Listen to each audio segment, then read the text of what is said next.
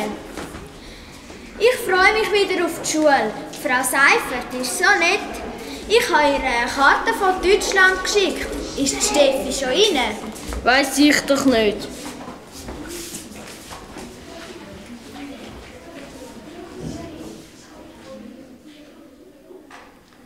Hoi Steffi. Oh gut, hast du für mich einen Platz besetzt? Guten Morgen miteinander.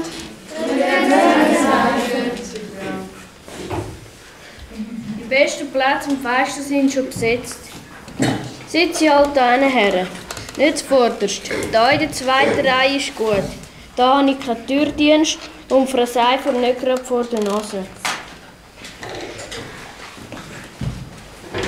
Wer sitzt sich zu mir her?